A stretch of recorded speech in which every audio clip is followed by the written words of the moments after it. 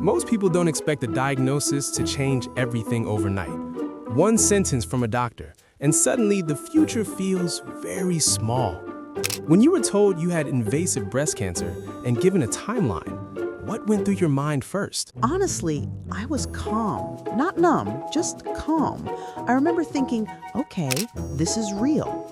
And I knew I couldn't fight it with fear. That's surprising to hear. A lot of people panic. They grab onto every option immediately. I did the opposite. I prayed. I handed it to God. I said, you take this. I don't know what you're going to do with me, but I trust you. With support from doctors and a healthy lifestyle, everything will be okay. It's important to stay positive. One a lot of people watching right now would struggle with. I know. It wasn't about being brave. It was about listening. My gut told me what to do, and I followed it. 8 months later, the cancer was gone. And standing here now in the middle of this hidden garden, it feels like everything that came after started there. It did. Once that door closed, everything else opened. The house, the garden, this whole life. That's what we're here to talk about. Not just how you survived, but what you built after, and why this quiet little place in the city became your sanctuary. Please stay with me and this extraordinary woman. Our story is only just beginning.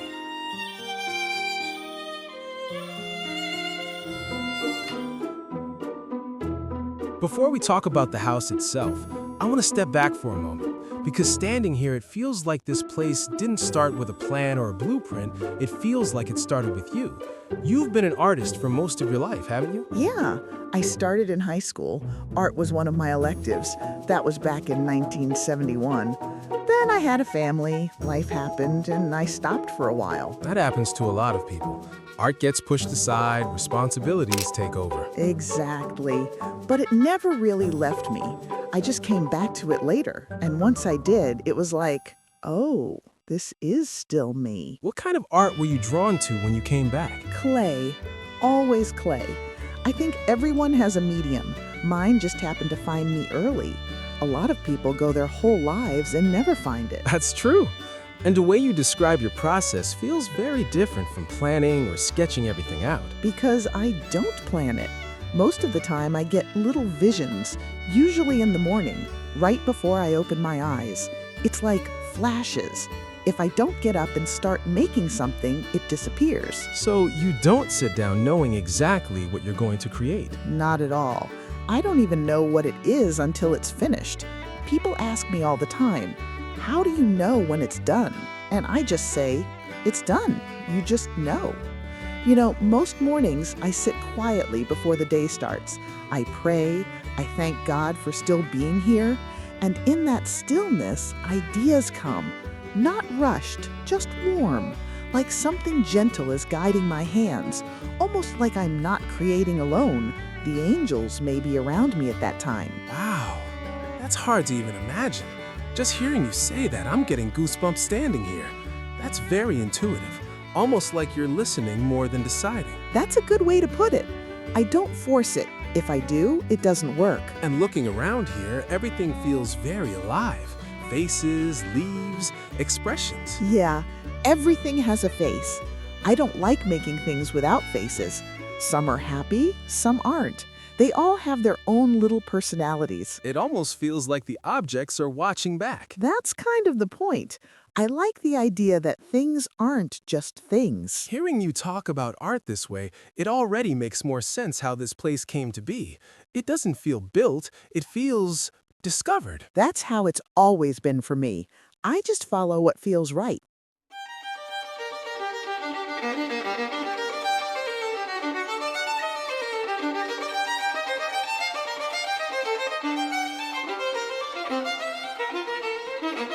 There's a moment in your story that feels like a hard stop. Like everything before it and everything after it became two different lives. That diagnosis, can you take me back there? Yeah, I was helping a friend run a gallery at the time. Life felt pretty normal. And then I got sick, invasive breast cancer. The doctor told me I had between 1 and 5 years to live. That's a sentence no one is ever ready to hear. No, but strangely, I wasn't panicked. I felt very clear, very still. I went home, I prayed, and I gave it to God. I said, "You take it. I don't know what you're going to do with me, but I trust you." And that trust led you down a very different path than what most people expect. In addition to medical support, I worked on changing some of my earlier lifestyle habits that weren't very healthy. That was a big decision. I didn't make it lightly. I just knew what I was supposed to do. That's not an easy choice. A lot of people watching would struggle with that. I know. I went holistic, changed everything. Food, lifestyle, Budwig protocol, apricot seeds, CBD oil. No sugar, no meat, no dairy. I lost weight really fast. But my youngest daughter said, "Go hard or go home." So I did. You should be proud of yourself. I've been going to church more regularly. This terrible illness truly forced me to take a hard, honest look at my attitude toward God. I believe that most of us only turn to prayer when we are faced with something that threatens our lives or truly shakes us. Yeah. I won't pretend otherwise. Before this, I was often careless and neglectful about praying and reading scripture. My grandchildren come down and they play clay and read Bible stories to me, which is quite bizarre, but they do. And yeah, they're so sweet. Yeah. And how did this house come to be as it is? Because you've sort of created everything that we're seeing around us. Oh my gosh. You're a great woman. 8 months later, it was gone. I went back to the specialist. She looked at the results and said, "Your cancer's gone." And I said, "You're telling me the cancer's gone?" She said, "Yes, it's gone." Oh my God. I was speechless, and I really did cry in that moment. That's incredible. Amen. It still is to me. I feel like a walking little miracle, and I never went back for another checkup. If I believed God took it away, He's not going to give it back. That kind of faith changes how you live day to day. Completely. I don't take mornings for granted or time with my family. I'm just grateful I'm still here. I get to be with my children, my grandchildren. That matters more than anything. Standing here now, it feels like this place is part of that gratitude, like it came after the healing.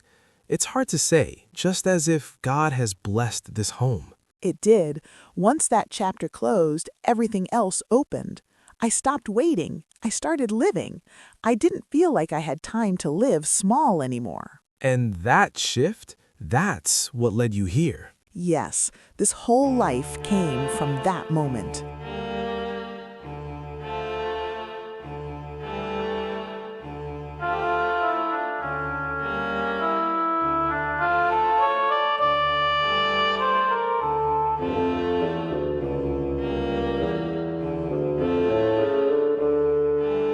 Standing here now, it's hard to believe this place has ever been anything but calm. Has it always felt like this? No, not at all. We had a really bad flood here. A flood? Yeah, it was horrible. Everything down here was destroyed. The water came up so high. My son is 6'2", and it reached his neck, right where you're standing now. Wait, right here? But wow, your son is really tall. Yeah, right here. Wow, I would never have guessed that. We lost everything.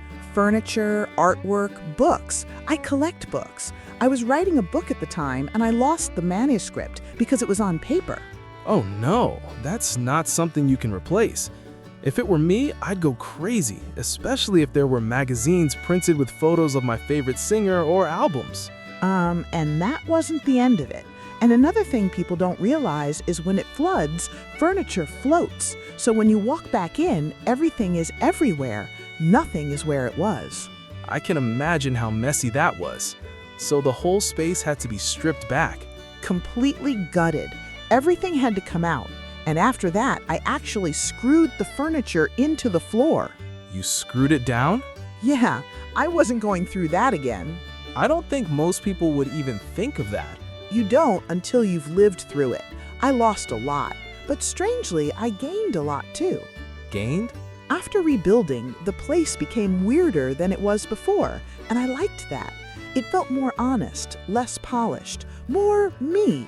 So you didn't try to make it the same as it was. No, I let it change. I didn't want to recreate what I lost. I wanted to let something new come out of it. That's a hard thing to do after a loss like that. After cancer, after the flood, I understood how temporary things are. So rebuilding wasn't about perfection, it was about truth.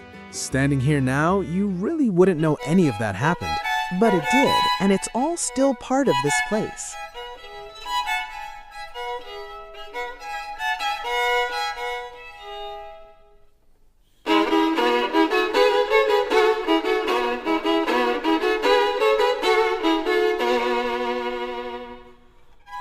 So how did this actually start taking shape? Because looking around now, it feels intentional, but I'm guessing it didn't begin that way. Not at all. There wasn't one tree down here, not a stick, nothing. It was completely bare. Really? Yeah, I started with 2 caravans. One was a bigger travel home. You could stand up in it easily. The other one was a millard. We placed them in an L shape. So the caravans came first. Exactly. Then we built a platform, put some foundation down. After that, it was just a greenhouse. I had a hammock in there. That was it. Just a hammock? Just a hammock.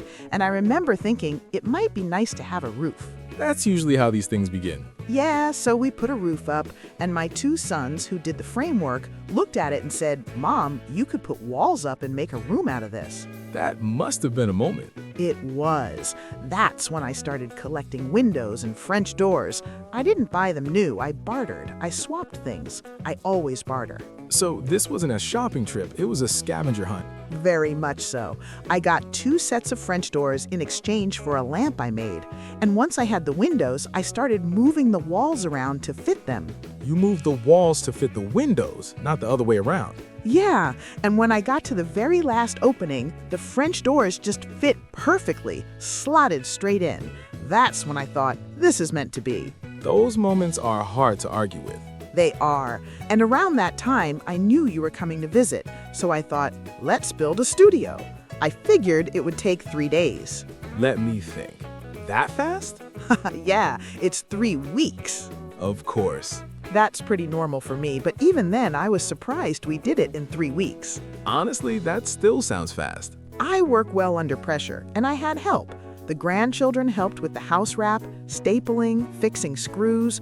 They were right in it. So fun and warm.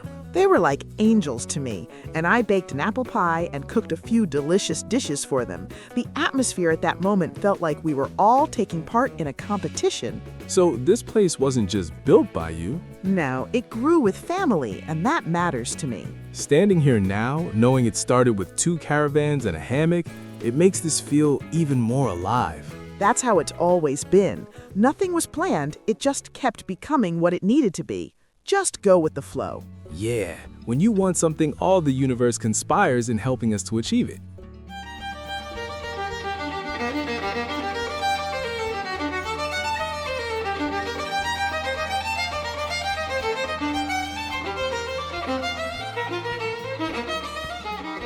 Before we head inside, I need to stop right here for a second, because this doesn't feel like a backyard. It feels like we just walked into a completely different world. Yeah, a lot of people say that. It's like stepping into a secret garden. It really is. And what's wild is, this is right in the middle of the city. It is hidden, but right here. That's hard to wrap your head around. One minute you're thinking streets and shops, and the next it's all green.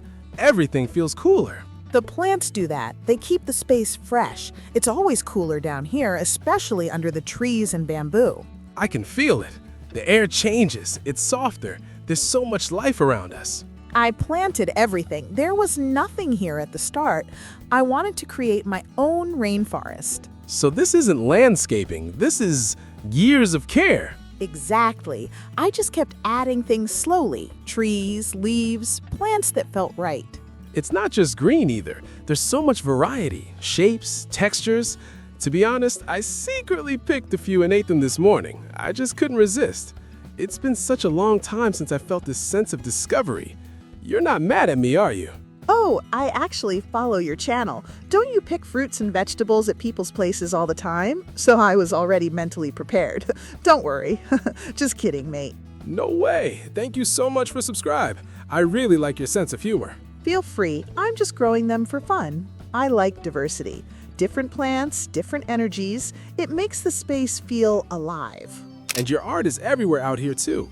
Some of it, I sell most of my work, but I keep a few pieces around, things that belong here. It feels very personal, like the garden and the art grew together. They did. I don't separate them. Nature inspires my art, and my art ends up living in nature. That connection really shows. It doesn't feel styled, it feels honest. That's important to me. If it doesn't feel good, I can't create. And standing here now, I get why. This space almost asks you to slow down.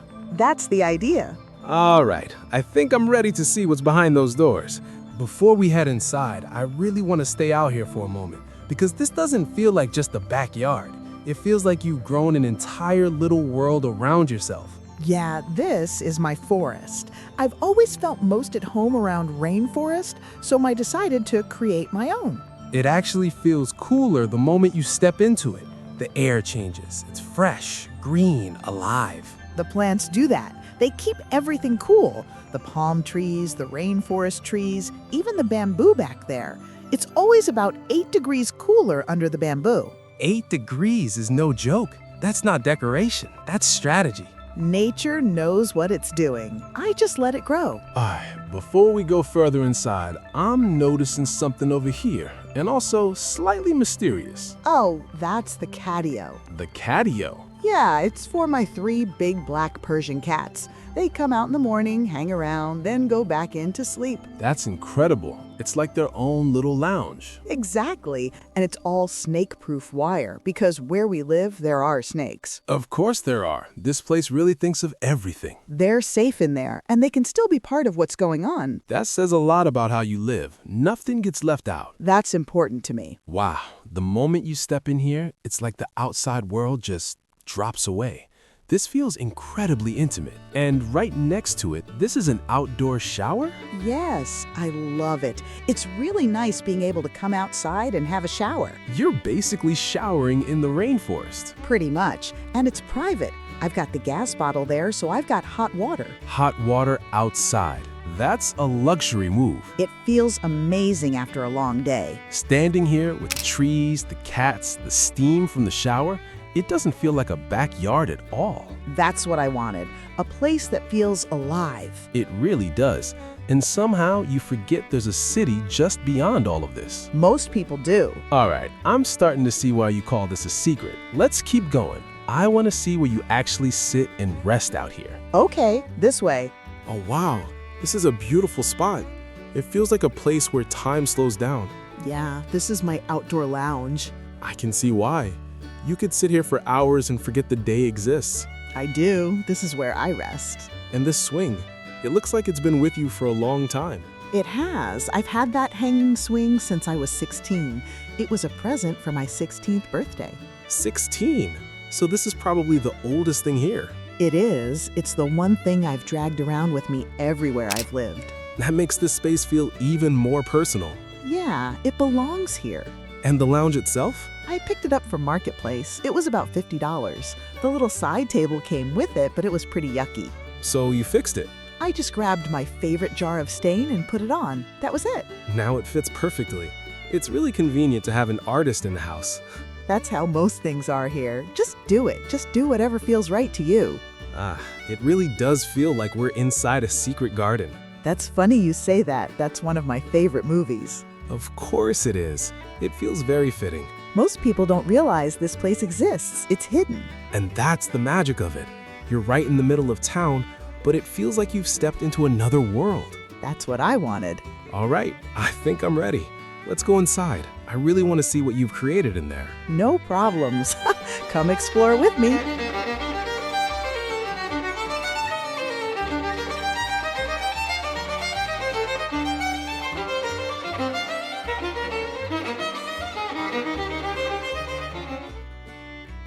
Wow. The moment you step in here, it actually takes your breath away. It does, doesn't it? It does. It's good to come home and get away from the real world for a little while. To be in your own little world. There's so much to look at. Everywhere your eyes land, there's something with a story. I've toned it down a bit, actually, put a few things away. I can't imagine what not toned down looks like. But honestly, I love this. It feels very you. That's exactly what I wanted. I think a lot of people live in black and white. They do what they think they should do instead of what they want to do. And this place feels like you threw that rule out completely. Yeah, I just let loose. I decided to do my own thing. It almost feels otherworldly in here, like stepping into someone's imagination. That's nice to hear. It's really good to come back here after being out in the world. I can see how this space would recharge you. It doesn't feel cluttered. It feels layered. Thank you. Everything here means something to me. And I love how connected it still feels to the garden. You're inside, but you're not cut off. I need that. If I don't feel connected to nature, I can't create. That makes sense. This doesn't feel like a house that separates you from life. It feels like it holds it. That's exactly how it feels to live here. So this space we're standing in right now, this is the part that joins everything together, right? Yes, there are two caravans, and this space in the middle connects them. I heard you call it a cabin earlier. Yeah, I call it a cabin because it looks like a little cabin. It really does. It doesn't feel like an add-on. It feels intentional. This is the lounge and dining space. I spend a lot of time here. I can tell. It feels very lived in, very comfortable. That lounge is extremely comfortable. And these windows, they feel special, like they came from different places. They did. Friends gave me windows. That arched one actually came from a church. Oh, from a church. That feels like it belongs here. Yeah, it all just sort of came together. I also noticed the lighting straight away. No harsh overhead lights. I don't like overhead lights. I make a lot of lamps and I always use fairy lights. You really can't get by without fairy lights. No, and they don't use much electricity either. What do you do for power and water here? Are you connected to mains from the house? Yes, yeah, that's important to me. Yeah, nice and easy then. And wait, and what's behind the curtain there? Is that a hammock hanging from the ceiling? Yes, that was actually finished, that van, and it's just got a toilet just at the entrance. I'm going to do something, but not just yet. Gotcha. So a work in progress behind. That's a strong statement. You can't live without a hammock. It's a double hammock. All the grandkids fit in at the same time. I'm guessing that gets loud. It is a great idea. It does. They swing side to side, but it's always been there. I love that. That's a bold life philosophy. This space doesn't feel staged. It feels like life happens here. That's exactly what it's for. And even from here, you're still looking straight out into the garden. Do you ever need to heat or cool the space in winter? No. Well, it does get a bit chilly in winter. I usually just bring an oil heater in, pull the curtain across, and hang out in there. That's about it. So it gets a little cold, huh? Yeah, a bit. Not as cold as New Zealand, though. Being in this region, it really is an amazing climate, isn't it? It is, yeah. And it doesn't get hot out here at all, even in the summer evenings. You can actually smell the flowers and the ripening fruit at night. I love it. I always need to feel connected to the outside. Wow, wow, wow. That connection is really strong here. Now, I'm curious how all of this works practically. Amazing. Yo. Through this door here, this is where you sleep and cook, right? Yep, that's where I sleep, and the kitchen's in here too. Can we take a look? Of course you can. Oh wow, keeps getting better. It's pretty cool in here. It really is. I love how soft everything feels. The fabric on the walls and ceiling changes the whole mood. It does. It makes it feel warmer, like there's one behind Russia over there. I come from a family of artists. Really? Yeah. My stepfather was an artist, my mom's an artist, my daughter's an artist, and my grandchildren are artists too. So this isn't just your work on the walls. No, I collect their art. I hang it up. There's a piece right behind you there. That makes this feel even more meaningful. It's like the walls are holding generations. Yeah, it's important to me to be surrounded by it. I love that nothing here feels curated for show. It feels lived with. That's exactly it. I don't keep much of my own art. Most of it gets sold, but there are pieces here that stay. And you can feel that. This isn't a gallery, it's a home that happens to be full of art. You have a warm heart, mate. Thank you. God bless you. That makes sense. There's a lot of art energy in here. Wonderful. Thank you. And this fish tank by the window. That's such a calming detail. Yeah, I've lost a few fish over time, but that happens. They can actually look out the window and see the kids playing in the yard. That's a pretty good life, if you're a fish. Haha, yeah. I'm just taking it all in. There's so much personality in this space. It just evolved. I've always been good at finding things cheap and thinking, oh, that'll look good there. You really live by that idea that things don't have to be used the way they were intended. Yep, just because something's meant to be worn around your neck doesn't mean it has to stay there. That mindset is everywhere in here. It just grew over time. And this is your kitchen area. Yeah, I don't really like cooking, so I don't need a big kitchen. It's simple, but it works, huh? That's all I need. Vegetables mostly. I go to the markets every couple of weeks. And these mugs, I recognize these. Yeah, there might work. I only keep a few because they usually sell. So even the everyday things here are part of your art. Pretty much. And your bedroom's just through here? Yes. It looks incredibly cozy. Wow. It is. The bed used to be on the floor. Then I built a loft bed for the grandkids. Lowered it again. There's storage underneath now. I can imagine them having a lot of fun in here. They do, especially with the fairy lights. Of course, more fairy lights. Always. And right here, this feels like the heart of everything. Your workspace. Yeah, I have to be facing the garden. You really do. Everything lines up towards the green. If it doesn't feel right, I can't create. I can't work with clutter either. Everything house-related has to be done first. Otherwise, it just sits in the back of my mind. That makes sense. It feels very intentional, calm, like your mind can actually breathe here. Exactly. I need to feel settled before I can make anything. And the cats can see you from here too, right? They can. They watch me from the catio when I'm working. That's perfect. Quiet company. Yeah, this table, I've dragged it around for years. I can make a pot on just a tiny corner of it even when it's covered in stuff. That feels very artist logic. And it's screwed into the ground now. Because of the floods. Yeah, after you see furniture floating around, you learn pretty quickly. I also made that little shelf there just for my tools. And I'm guessing the cats claimed it. They did. They sleep there sometimes, so I moved the tools out of the way. They're real bosses here, of course. Their studio now too. That's how it works here. Standing here, I can really feel how this space supports your life. It's not about productivity. It's about being in the right place to create. Yo. And all these pieces up here? I found Indian belly dancing ornaments and just stuck them up there. Of course you did. That feels exactly right for this space. And I see you've used a lot of reclaimed timber here too. Yeah, weird pieces, carved bits. There's even a piece from an old organ in there. An organ? That's amazing. I like giving things another life. You're not a big cook, but food clearly matters to you now. Vegetables, that's the main thing. I don't keep much in the fridge. I just go to the markets every second week and get what I need. You really have built a life here that supports how you want to live now. Yeah, that was always the goal. You've been here since 2014, right? So what's it actually like to live in a space like this every day? It's like a big warm hug. I can go into town, go anywhere, and then I come back and it's just home. I'm lucky enough to be here. Everything I want or need is here.